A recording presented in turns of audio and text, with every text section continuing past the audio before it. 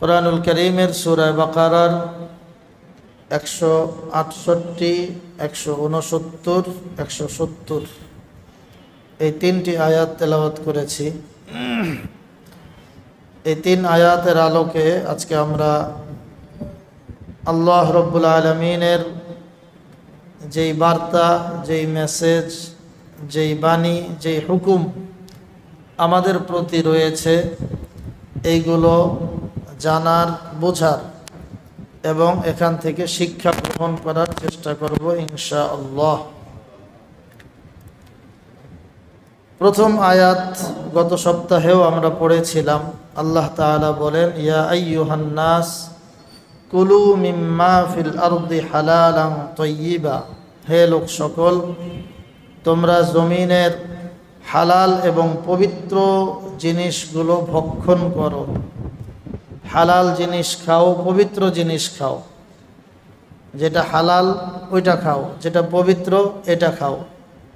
হারাম খাইও না, অপবিত্র বস্তু খাইও না।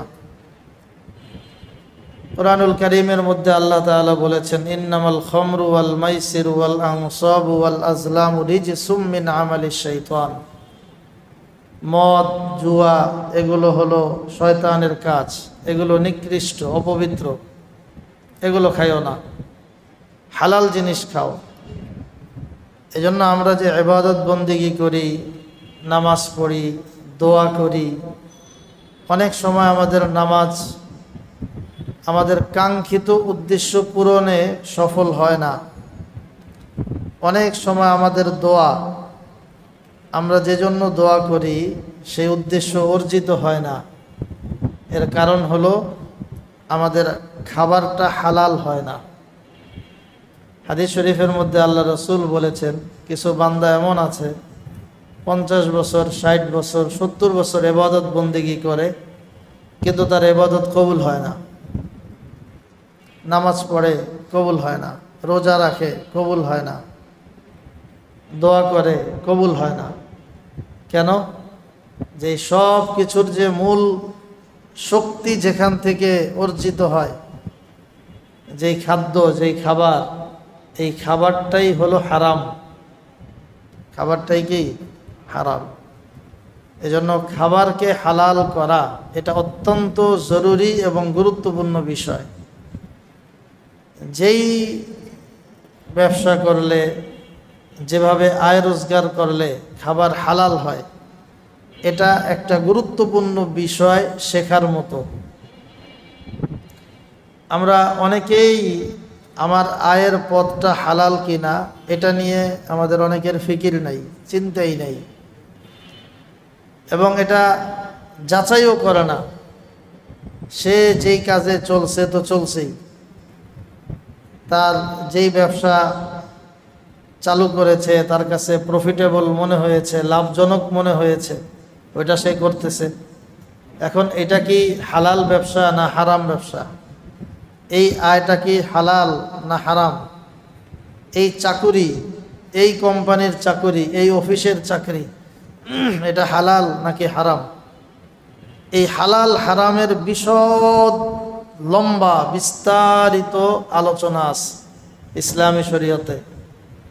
তো আমাদের অধিকাংশ ক্ষেত্রে, আল্লাহ মাফ করুন, আমরা অধিকাংশ ব্যক্তি এবং আমাদের নতুন প্রজন্মের আমাদের অধিকাংশ সন্তান, যাদেরকে আমরা বিভিন্ন পেশায় নিযুক্ত করছি, কোথায় তাকে দিচ্ছি এই বিষয়ে আমাদের অনেকের ফিকির নেই। দেখেন, এই দুনিয়াতে যে হালালের উপর চলতে চায় আল্লাহ তাকেও রিজিক দিবে, যে হারাম উপার্জন করে চলতে চায় সেও হারাম উপার্জন করেই খাবে।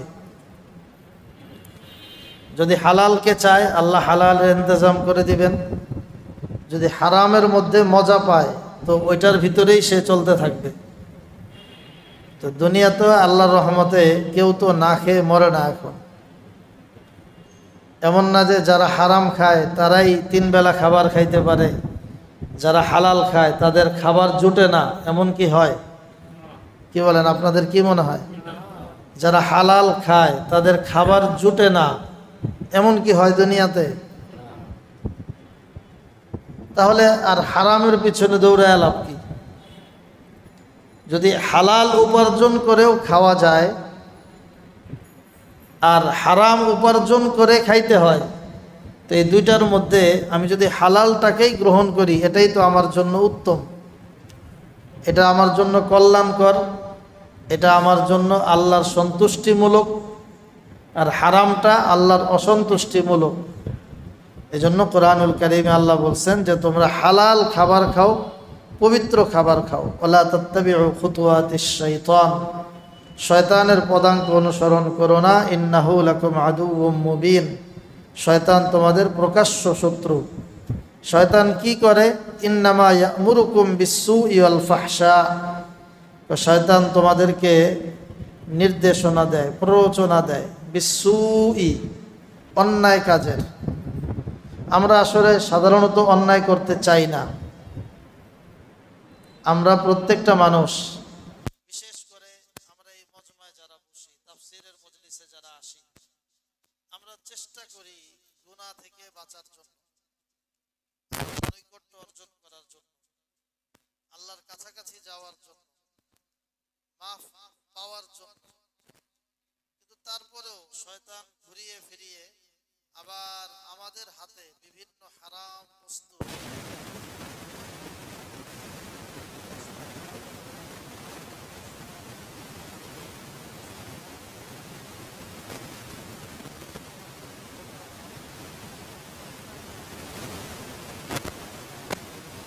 অশ্লীলতার মধ্যে আমাদেরকে জড়িয়ে ফেলে। ভালো নিয়তে ভালো কাজ করতেছি, এর মধ্যে অশ্লীলতা আমরা ঢুকে যাই। কোরআন শরীফ পড়তেছি, ধরেন কেউ মোবাইলে কোরআন শরীফ পড়ি, আমরা তাফসীর পড়ি, কিতাব পড়ি, এর মাঝখানে শয়তান উলঙ্গ ছবি ঢুকায় দেয়, দেয় না? অধিকাংশ নিউজগুলো এখন অনলাইনে পড়াই যায় না, এত বেশি অ্যাডের নামে বিভিন্ন বস্তু আসতে থাকে, এখন পড়ার অনুপযোগী। সব ভালো মানুষ, আমরা পড়তে চাই, তারপরেও পড়তে পারি না।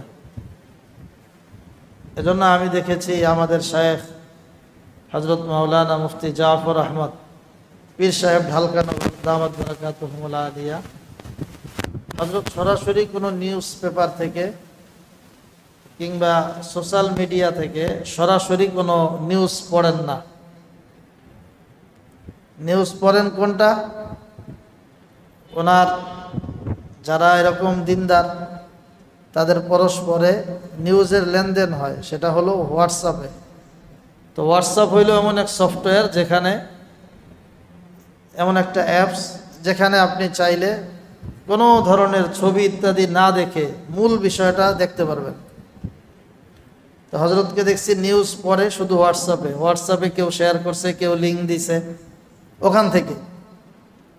এই জন্য শয়তান আমাদেরকে জোর করে বিভিন্ন অশ্লীল এবং অন্যায় কাজের মধ্যে ঢুকিয়ে ফেলে। আল্লাহ বলছেন, আর ওয়াং তাকুলু আলাল্লাহি মা লা তা'লামুন, আর আল্লাহ তাআলার শানে এমন কথা বলতে শিখিয়ে দেয় যে যেই বিষয়গুলো, যেই কথাগুলো আমরা জানি না। আল্লাহর নামে বিভিন্ন ধরনের ওয়াসওয়াসা, বিভিন্ন ধরনের কটূক্তি, বিভিন্ন ধরনের বানোয়াট কথা শয়তান আমাদের ভিতরে ঢুকায় দেয়। হাদিস শরীফের মধ্যে আল্লাহ রাসূল বলছেন, ইন্না শাইতানা ইয়াজরি মিনাল ইনসানি মাজরাদ দম, আমাদের যে শরীরের রক্ত প্রবাহিত হয়, রগ ও রেশায় রক্ত প্রবাহিত হয়, এই শয়তান প্রত্যেকটা রগের ভিতরে রক্তের সাথে সাথে বিচরণ করে। এই রগের সাথে সাথে, রক্তের সাথে সাথে বিচরণ করে করে আমাদের সর্বত্র ধোঁকা দেয়। কখনো হাতের গুনাহ করতে বলে, কখনো চোখের গুনাহ, কখনো মুখের গুনাহ, কখনো পায়ের গুনাহ, কখনো কানের গুনাহ, অঙ্গ প্রত্যঙ্গের গুনাহ, বিভিন্ন গুনাহের জন্য শয়তান আমাদেরকে প্ররোচনা দেয়। এজন্য আল্লাহ বলছেন যে শয়তান তোমাদের শত্রু, প্রকাশ্য শত্রু, এই শত্রু থেকে তোমরা দূরে থাকো।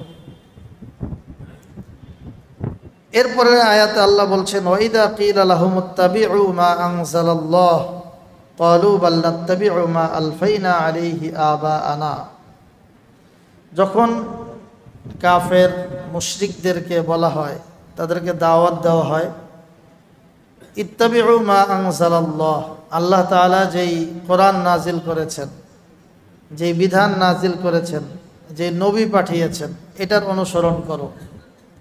তখন তারা বলে ক্বালু বাল নাত্তাবিউ মা আলফাইনা আলাইহি আবাআনা, না, আমরা এই কোরআন কেউ মানব না, নবীকেও অনুসরণ করব না, বরং আমরা আমাদের পূর্বপুরুষদেরকে যেভাবে যেই কাজ করতে দেখেছি আমরা সেভাবেই করব। নাউযুবিল্লাহ। এই যে একটা মৌলিক কথা, পূর্বপুরুষদেরকে যা করতে দেখেছি ওইভাবেই করা, এটাকে কোরআনুল কারীমে তিরস্কারের সাথে উল্লেখ করা হয়েছে। স্বাভাবিকভাবেই আপনি দুনিয়াবি বিবেচনা করেন আর দ্বীনি বিবেচনা করেন, যত পেছনের দিকে যাবেন তার থেকে যত সামনের দিকে আগাচ্ছে ততই বিভিন্ন জিনিসের উন্নতি ঘটতেছে। আগে দ্বীনি লাইনে দেখেন, বর্তমানে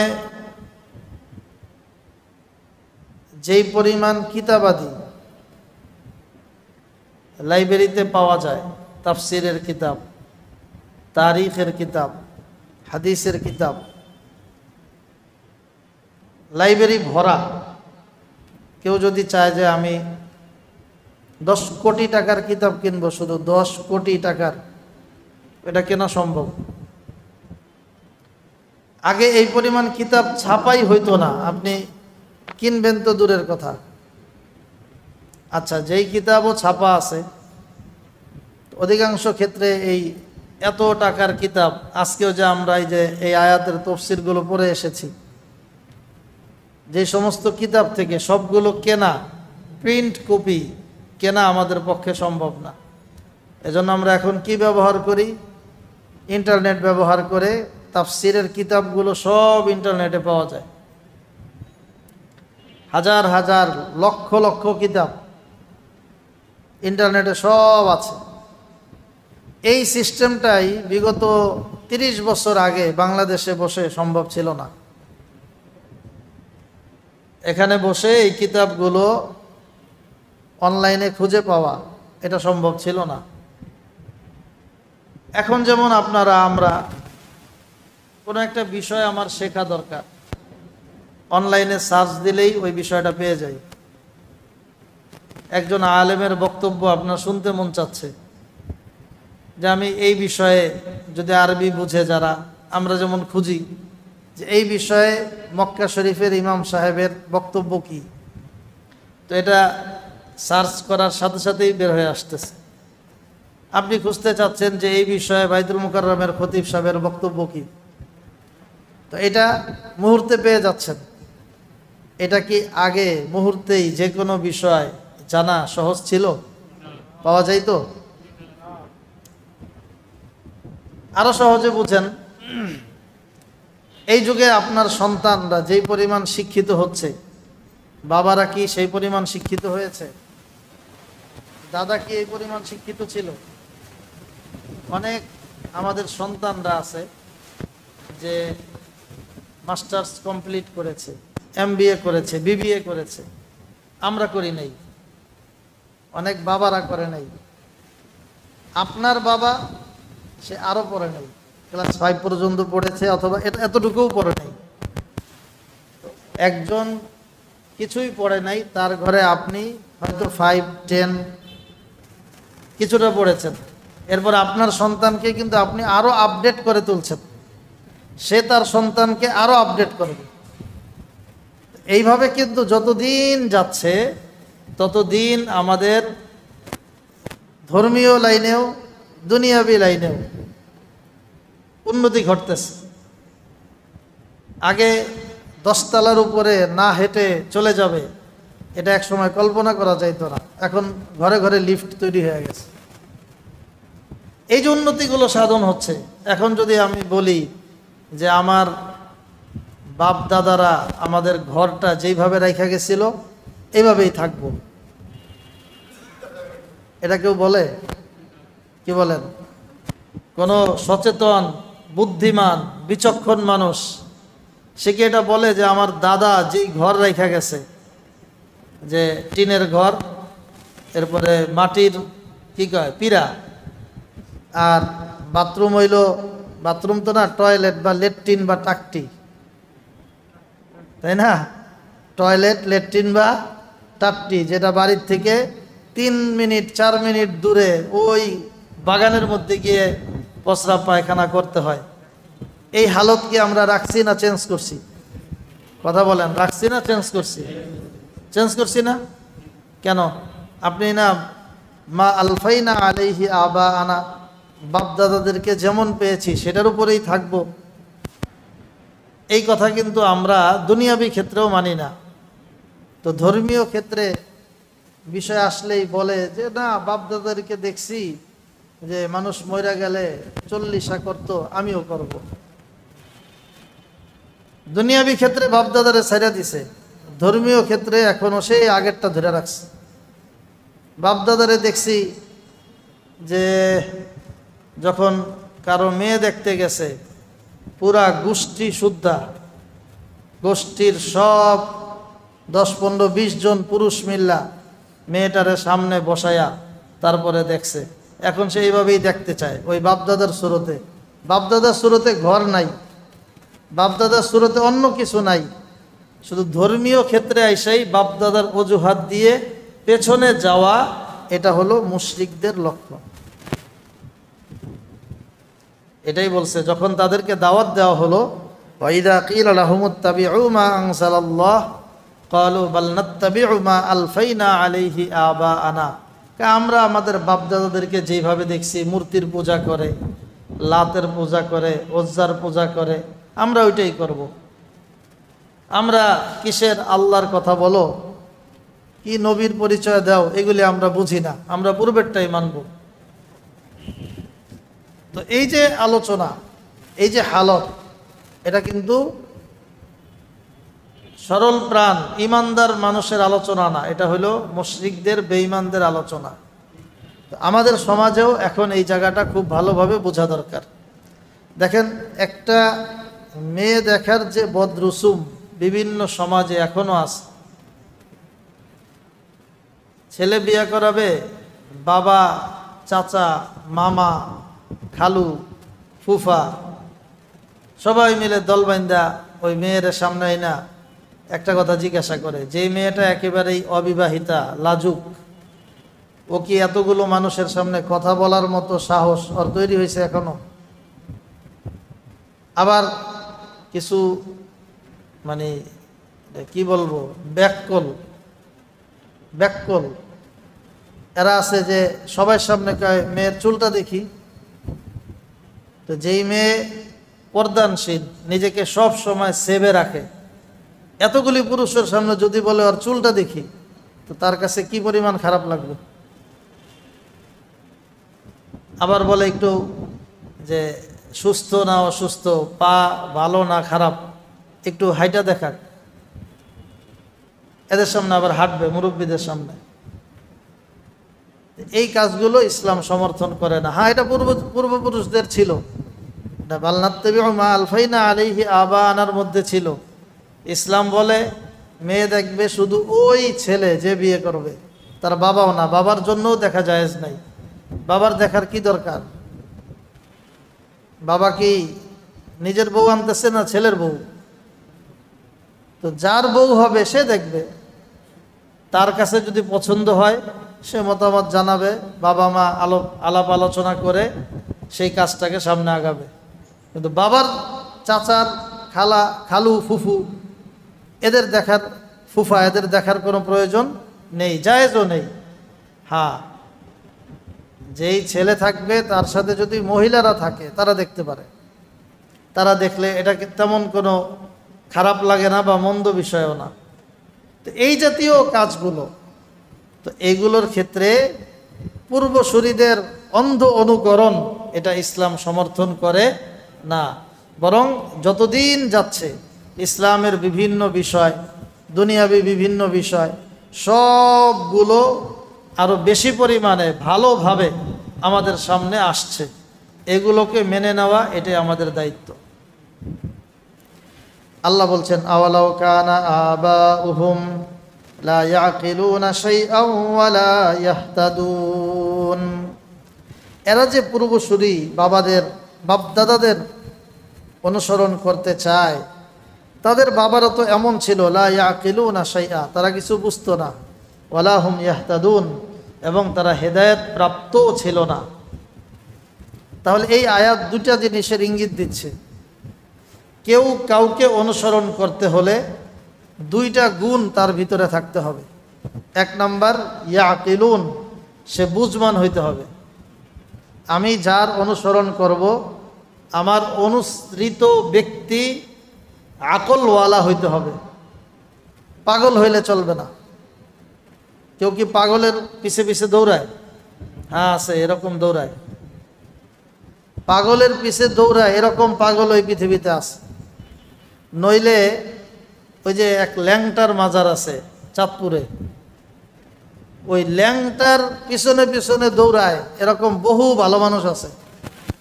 এগুলো কি ভালো না? এগুলিও পাগল। মোহাম্মদপুরে একটা ছিল, ওই এলাকায় ওই যে টাউন হল আছে, একটা টাউন হল মাঠ। এরপরে ওই পাশে আছে টাউন হলের উত্তর দিকে কবরস্থান মাঠ মোহাম্মদপুর। ওইটার কোনায় কবর দেওয়া হয়েছে হায়দার আলী, বাবা হায়দার আলী। এটা যখন জীবিত ছিল, আমরা তখন ছাত্র মানুষ মোহাম্মদপুরে পড়াশোনা করি।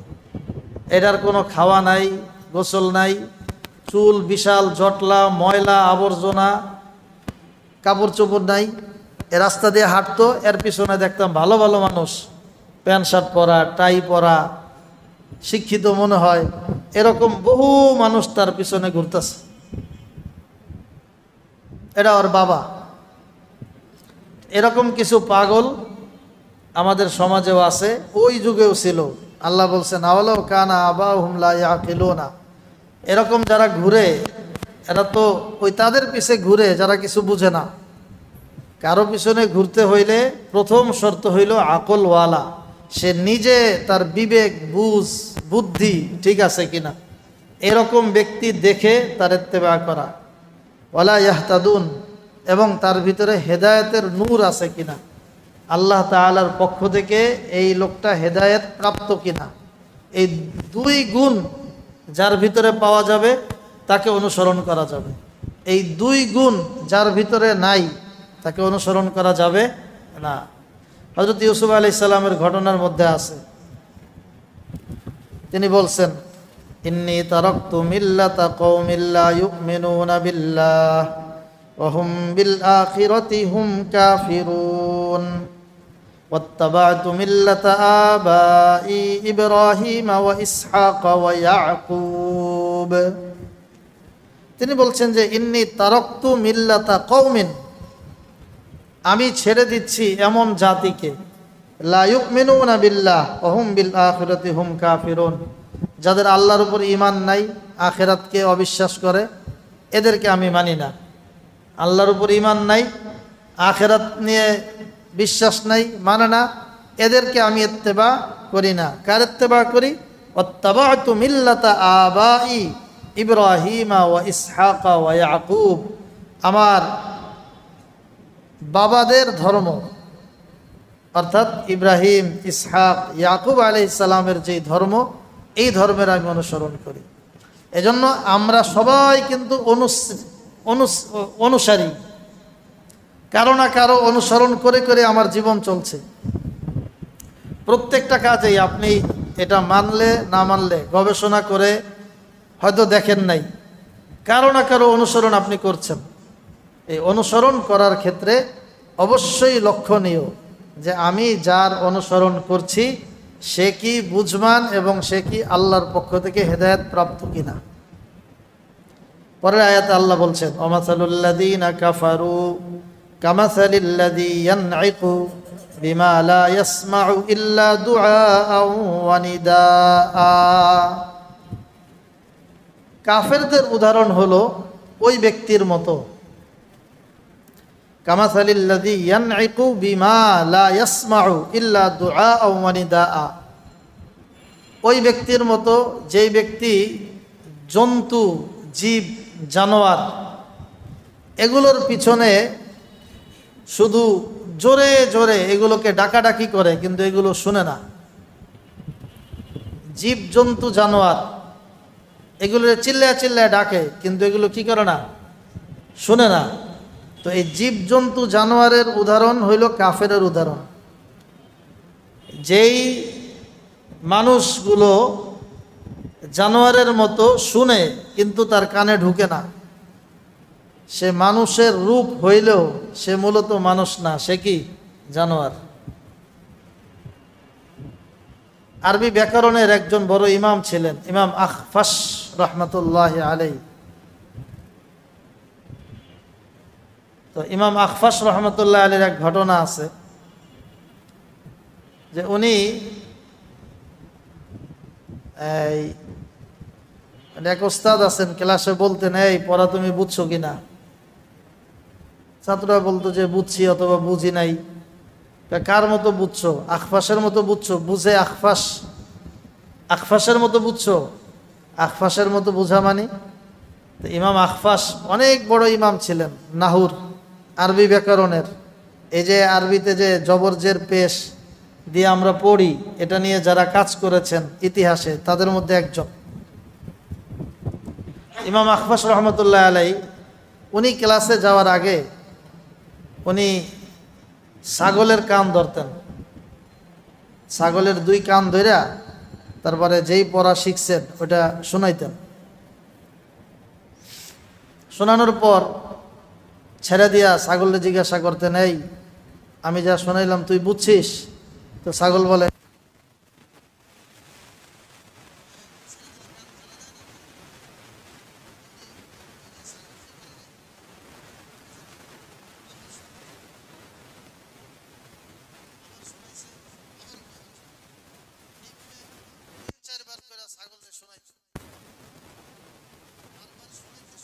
নিজের পড়াটা তো আরো মজবুত হয়ে যায়।